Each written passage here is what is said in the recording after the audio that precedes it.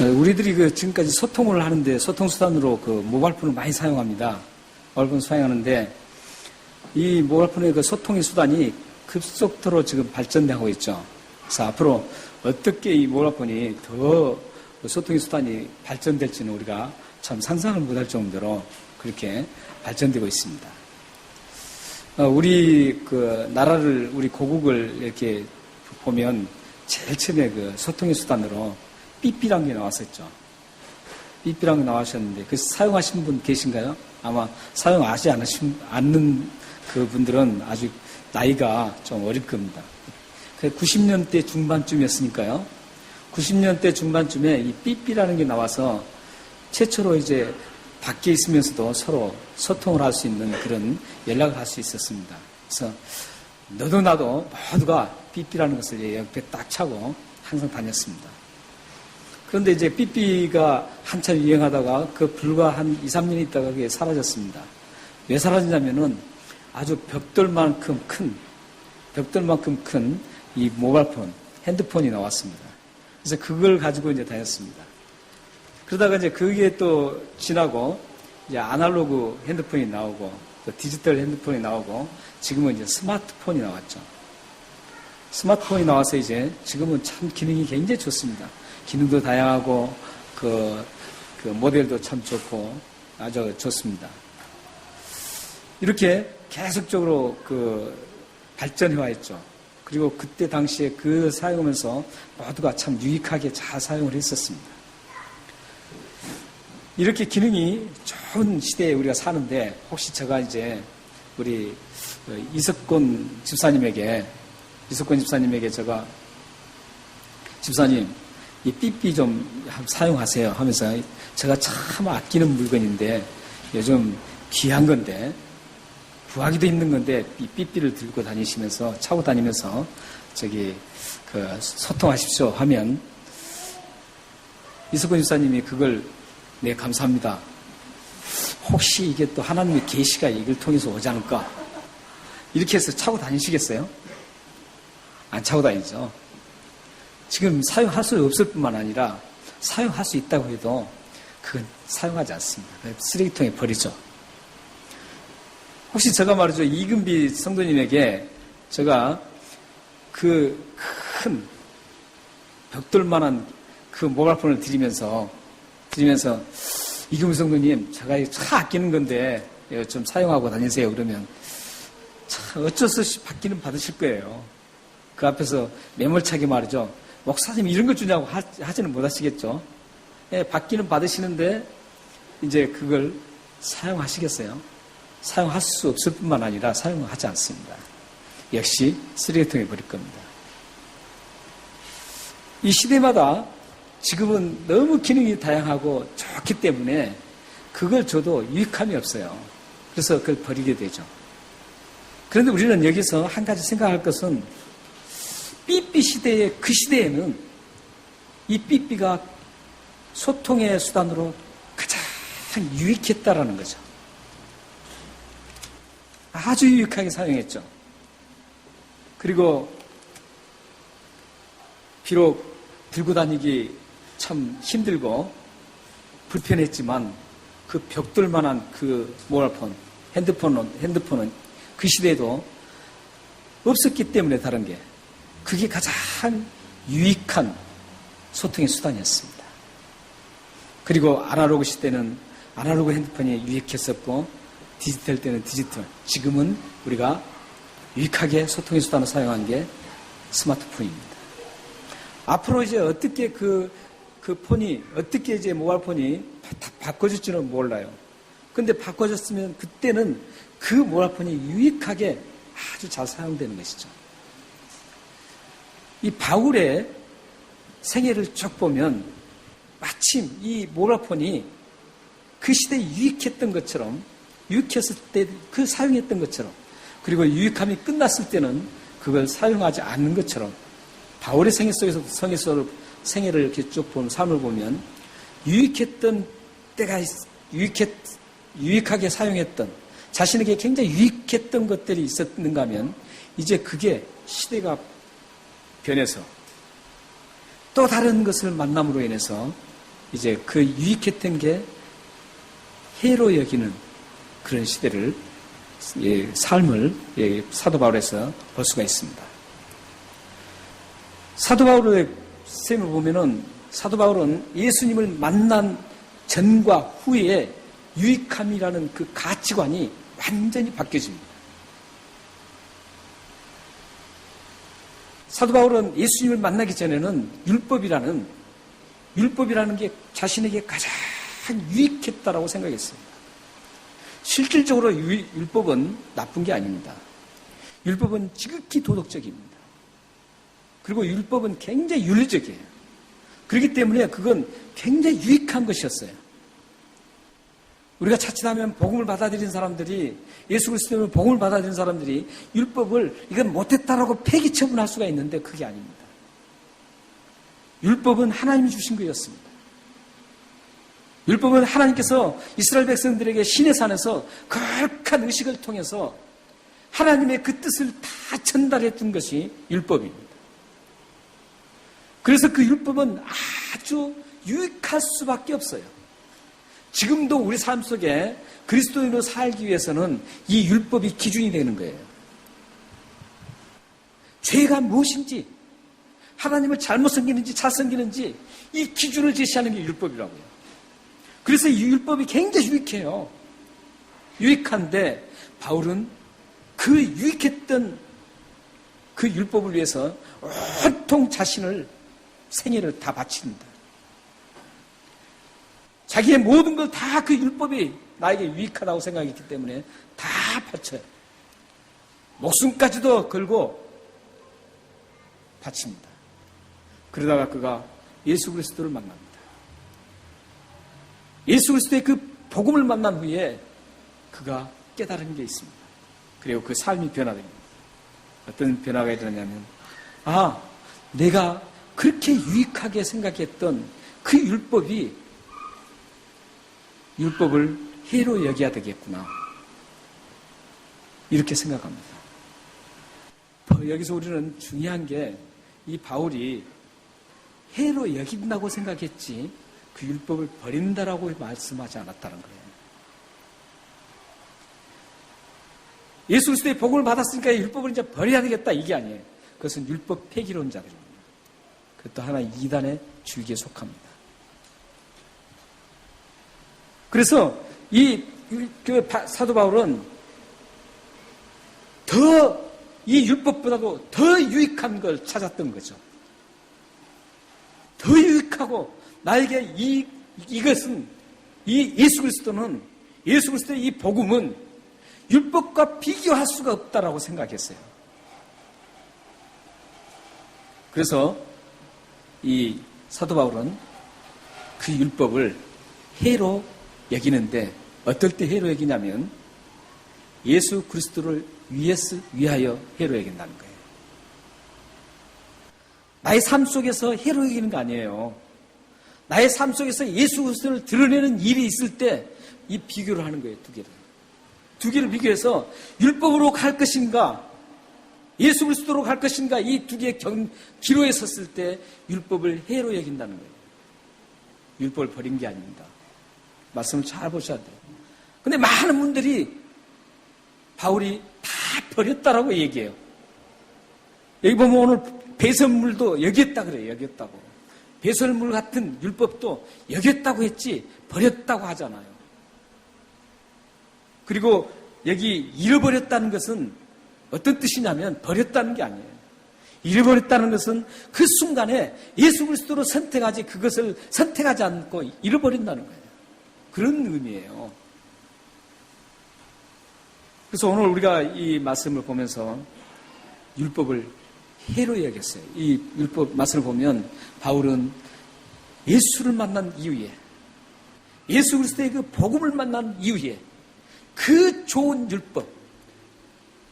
율법을 위해서 자기 모든 것들을 다 던졌던 그 율법도 예수 그리스도라면 해로 여기겠다, 배설물로 여기겠다, 얘기를 했습니다.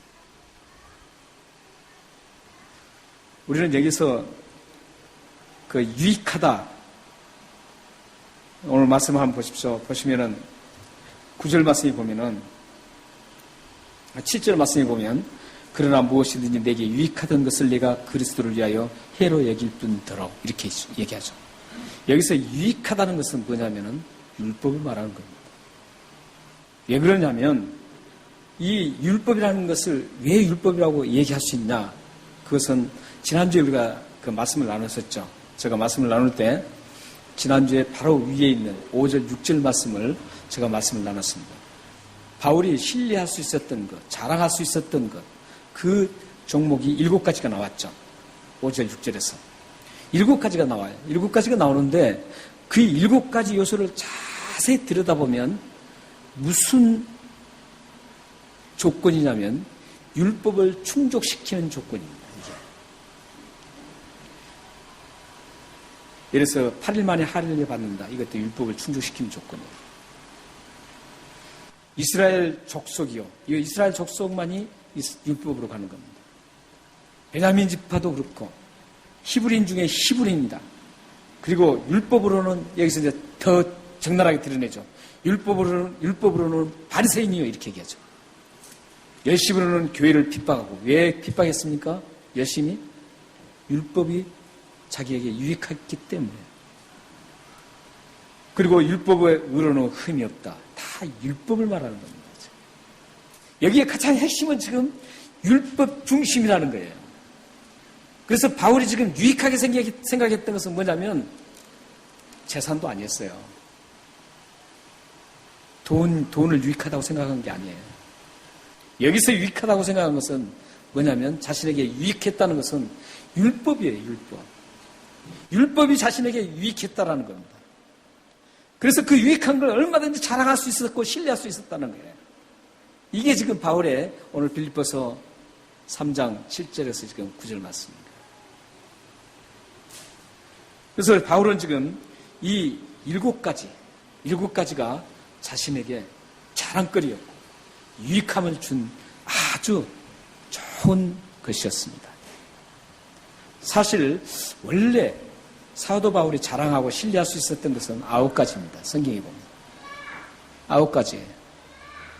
사도행전 22장 3절과 28절에 보면 2가지가 더 나옵니다. 2가지가 더 나오는데 그 2가지가 뭐였습니까? 하나는 가마리엘 문화생 밑에서 학문을 했다. 이게 대단한 자랑거리고 신뢰할 수 있는 것이었습니다. 그리고 또 하나는 뭐냐면 바울은 로마의 시민권자였습니다. 이게 자랑거리고 신뢰할 수 있는 것이었어요. 당시에 로마가 전 세계를 다 장악하고 있었기 때문에 로마 시민권을 가지면 어디든지 갈 수가 있었어요. 바울이 이방 전도를 아주 능력 있게 할 수 있었던 그 좋은 도구가 바로 로마 시민권이었습니다. 22장에 보면 바울이 잡혀요. 잡혀서 이제 고문 이렇게 힐책을 받는 겁니다. 힐책을 받은 그때 나는 로마 시민권자다 그러니까 깜짝 놀래요. 백부장이. 그리고 나서 백부장이 그 천부장, 자기 상관에게 가서 이 사람 건들면 좀 안 될 것 같은데 하는 거예요. 왜냐하면 이 사람이 바울이 로마 시민권자입니다. 이 천부장에게 얘기하는 겁니다. 그러자 천부장이 바울에게 어떻게 무슨 말 하냐면은 나는 이 천부장이 로마 사람이 아니었나 봐요. 천부장이 말하는데 28절에 보면 22장 28절에 보면 이렇게 말합니다. 나는 이 로마 시민권을 받기 위해서 굉장히 많은 돈을 줬다. 이렇게. 그런데 너는 어떠냐 그래요. 그러니까 나는 태어날 때부터 로마 시민권자였다. 이렇게 얘기합니다. 사실 우리 이민 이렇게 와서 살지만 호주 시민권 받으려고 말이죠. 돈 참 많이 드는 분들도 계세요. 이게 참 뭐라고 말이죠. 이 호주 시민권이 뭐라고, 영주권이 뭐라고 말이죠. 그러면서도 우리는 참 그 돈을 많이 들여서라도 어떻게든 이 호주의 영주권을 갖기를 원하죠. 그건 나쁜 거 아닙니다. 제가 나쁜 의미로 말씀드린 게 아니에요. 그 좋아요. 왜냐하면 내가 살고 싶은 곳에서는 얼마든지 투자할 수 있습니다. 다 내가 살고 싶은 곳에 내가 이 땅이 참 좋다, 이것서 살만하다 생각하면 모든 걸 다 투자해서 살 수 있는 겁니다. 그게 좋은 겁니다. 근데 바울은 노마 시민권을 그렇게 가졌어요. 그래서 이 두 가지가, 학문과 이 노마 시민권, 이 두 가지 조건이 또 자랑거리고 바울이 신뢰하면서 갈 수 있었던 좋은 조건이었습니다. 그런데 이상하게 빌립보서, 오늘 우리 본문에서 빌립보서 3장 5절에서 6절 말씀을 보면 이 두 가지를 쏙 빼버려요. 두 가지를 쏙 빼고 7가지만 얘기를 합니다. 9가지 중에 7가지만 얘기를 해요. 그 이유가 뭔 줄 아세요? 이 두 가지는 율법과 관계없는 거예요. 이 두 가지는 율법과 관계가 없어요. 이것은 세상적인 거예요. 세상적인 거기 때문에 이 두 가지는 빼고 지금 5절, 6절에서는 이 7가지 율법과 직결되고 율법의 핵심적인 그 충족시켜주는 핵심 그 자체를 지금 얘기하는 거예요. 그래서 바울이 말하는 유익함은 율법이라는 겁니다. 율법.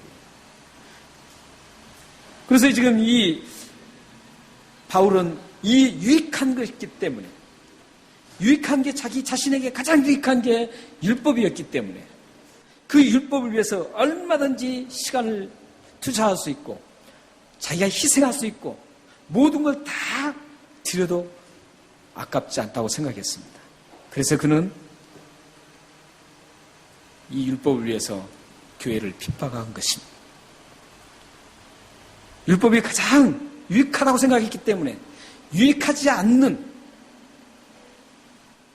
그 예수 그리스도를 믿는 사람들을 잡아서 옥에 가두고 죽이고 교회를 핍박하는 사람이었습니다. 이렇게 율법의 유익함에 매료돼서 교회를 핍박하던 바울에게 이제 큰 변화가 일어납니다. 그 변화된 사도 바울의 모습이 7, 8절입니다. 7, 8절 한번 같이 읽겠습니다. 그러나 무엇이든지 내게 유익하던 것을 내가 그리스도를 위하여 다 해로 여길 뿐더러 또한 모든 것을 해로 여김은 내 주 예수 그리스도를 아는 지식이 가장 고상하기 때문이라. 내가 그를 위하여 모든 것을 잃어버리고 배설물로 여김은 그리스도를 얻고. 사도 바울은 이제 그 유익한 걸 예수를 만남으로써 그 유익한 게 자신에게 그렇게 유익했던 게 유익하지 않다는 걸 깨달았습니다. 이 예수 그리스도보다 더 유익하지 않다고 생각했습니다. 그래서 그는 이 율법을 과감하게 예수 그리스도를 위해서 해로 여기고 배설물, 지난주에 제가 좀 속된 말을 드렸었죠. 똥으로 여겼습니다. 똥으로 여겼어요. 이처럼 바울이 가장 극적인 변화가 일어나는 것은 예수 그리스도를 만남으로, 예수 그리스도의 복음을 만남으로 그렇게 변화가 일어납니다. 그렇다면 우리는 여기서 어떻게 사도 바울은 자신에게 그 가장 유익했던 그 율법을 해로 여기는 그런 삶을 살 수 있었을까? 배설물로 여기는 그런 삶을 살기를 위해서 그런 변화가 어떻게 해서 일어났을까?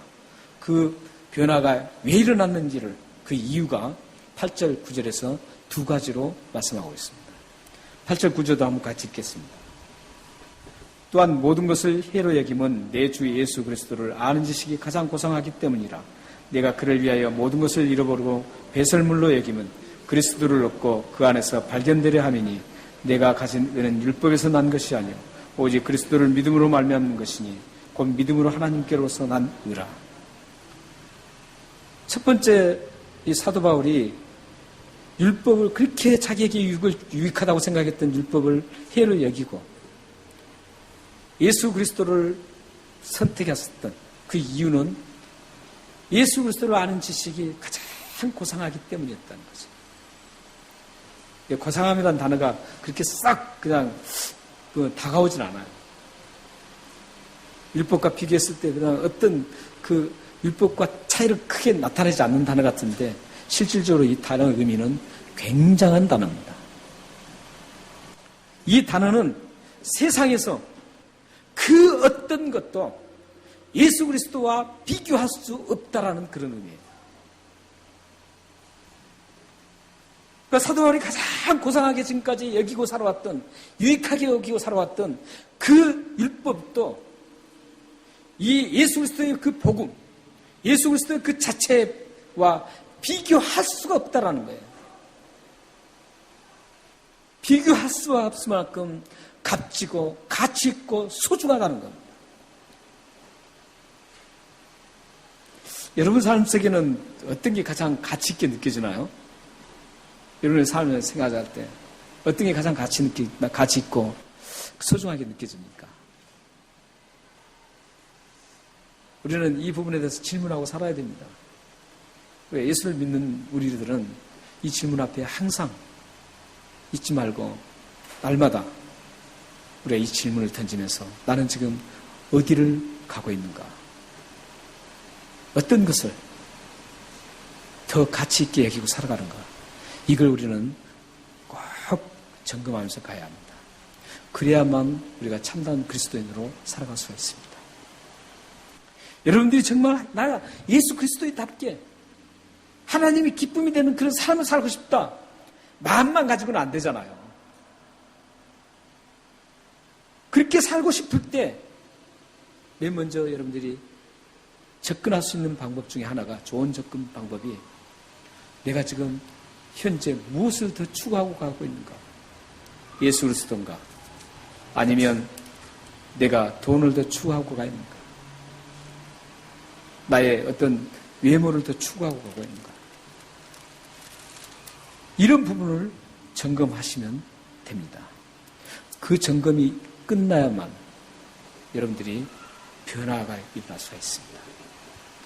지금 사도 바울은 예수 그리스도 그 자체가 얼마나 소중한지, 얼마나 고귀한지, 이 세상에 어떤 모든 걸 다 줘도 이 예수 그리스도와 비교할 수 없고 바꿀 수 없는 그 예수 그리스도를 발견했습니다.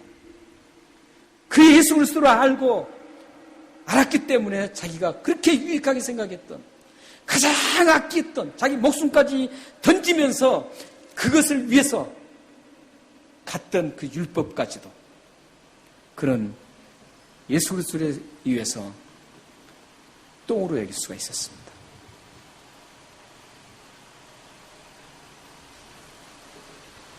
사도 바울은 골로새서 1장 19절 20절에서 왜 예수 그리스도가 이렇게 소중한가를 말씀하고 있습니다. 우리 함께 한번 읽겠습니다.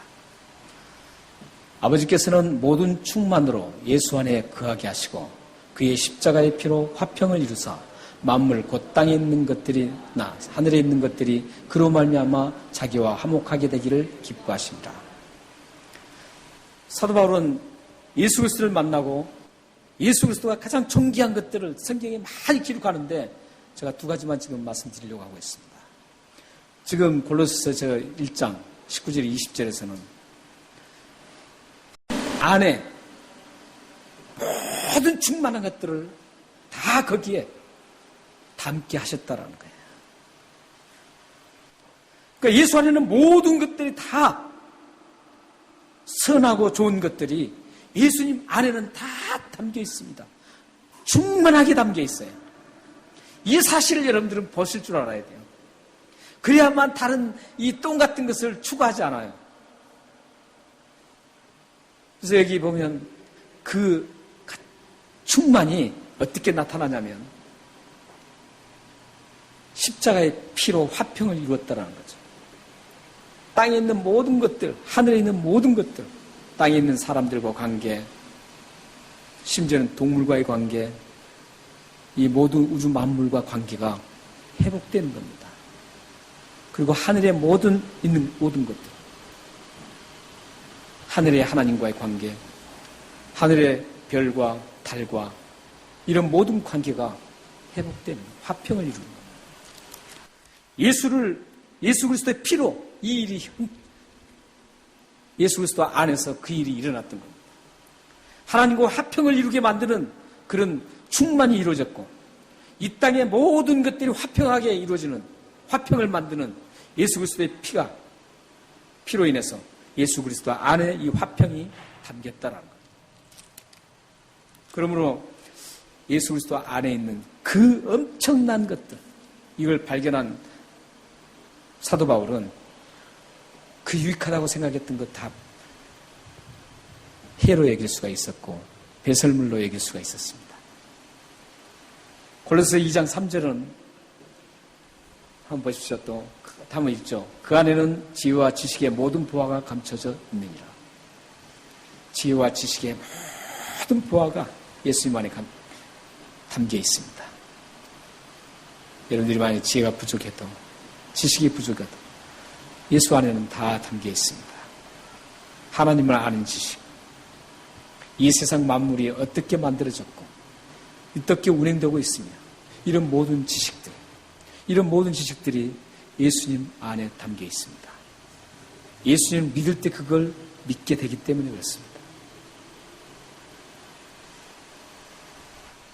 또한 사도 바울은 율법으로 의롭게 될 수 없다는 것을 알고 오직 예수 그리스도를 믿는 믿음으로만이 의롭게 만들어준다는 사실을 알았기 때문에 율법을 해로 여기고 배설물로 여길 수가 있었습니다. 히브리서 4장 16절 말씀에는 예수 그리스도를 통해서만이 담대하게 하나님 앞에 나갈 수 있다고 말씀하고 있습니다. 예수 그리스도를 통하지 않고는 하나님께 나갈 방법이 없습니다. 그래서 예수 그리스도를 통해서만이 하나님 앞에 나가서 우리 죄를 용서받을 수 있고 하나님으로부터 평화를 얻을 수 있고 하나님이 주시는 그 무한한 은혜로 평강을 얻을 수 있는 게 이 예수 그리스도라는 것이죠. 그걸 알았기 때문에 사도 바울은 율법을 배설물로 여길 수가 있었습니다. 우리는 오늘 말씀을 근거로 해서 사도 바울의 세 가지 소유 개념을 알 수 있습니다. 사도 바울의 세 가지 소유 개념은 첫 번째는 뭐였냐면 배설물, 율법의 배설물보다도 못한 학문, 시민권, 한마디로 이 세상에서 누리는 것들, 이것은 율법보다도 더 못한 것들입니다. 사도 바울은 지금 이 율법을 배설물, 똥으로 여겼는데 똥보다 못하는 게 이 세상의 것들입니다. 혹시 왜 돈이 좋은데 왜 그렇게 얘기하냐고 할 수 있으신 분 계시겠지만 예수 그리스도를 만나면 그걸 인정하게 됩니다. 예수 그리스도 안에 그 담긴 것들을 알면, 그 엄청난 것들을 알면 그게 정말 똥보다 못하는 거구나 이렇게 여길 수가 있습니다. 사도 바울은 율법보다도 똥보다 못한 율법보다도 못한 걸 세상 학문, 세상적인 것들이었습니다. 그리고 두 번째 사도 바울의 소유 개념은 뭐냐면 배설물과 같은 율법이었습니다. 그리고 세 번째 사도 바울의 소유 개념은 이 세상 무엇과도 바꿀 수 없는 어떤 것과 비교할 수 없는 가장 가치 있고 소중한 예수 그리스도였습니다. 사도 바울은 어떤 것들을 버렸나요? 배설물, 똥을 버렸습니다. 율법 같은 걸 해로 여겼습니다. 그리고 세상 것은 버렸다라고,